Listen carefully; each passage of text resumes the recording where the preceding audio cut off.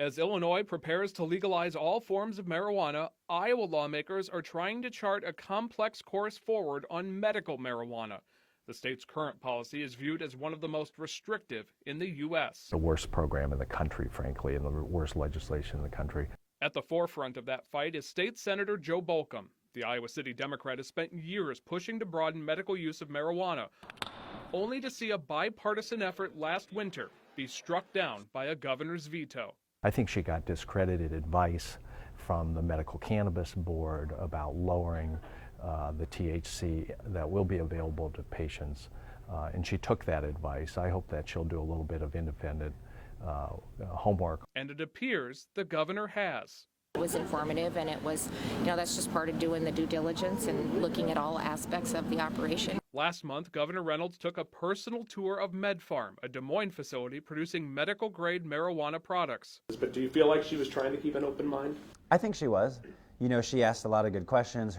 Lucas Nelson is the general manager of MedFarm Iowa. He took us on our own tour of the facility to show how medical marijuana is more about science. This is where all of the THC, CBD, those other cannabinoids that all of our products are designed around, that's where these are stored. Then stigma. And what we're doing is based in science. We're doing it in a way that has resulted in safety for patients, and we've sort of created a program that has not been abused, and that is actually delivering the benefits that at least we all thought it was going to be designed for. What it's designed for is chronic pain relief delivered by pill, oil, cream, and other methods, all heavily monitored and regulated, but at significant out-of-pocket costs to Iowans seeking relief.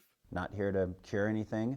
That's not what these products are designed for, but they really, truly can provide a lot of benefit, a lot of relief for people that maybe are otherwise out of options. Supporters here at the Capitol of expanding Iowa's medical marijuana system say it could provide a new option to many Iowans who right now have to turn to opioids to battle chronic illness. To put this into perspective, under the current system, just a few thousand Iowans can legally get medical marijuana.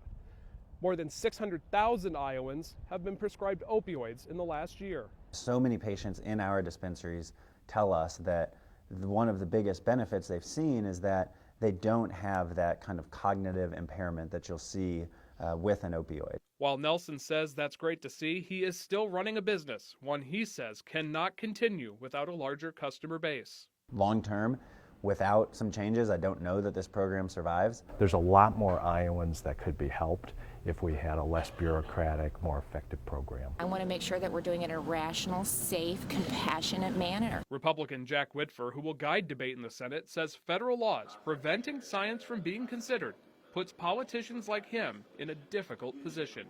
There's no research being done in the United States on this issue. And so to say we should add this condition or that condition, we're not experts, so we're doing the best we can, but with no studies, it's hard to determine that. Hard to determine, but according to advocates, something that's needed in every corner of Iowa.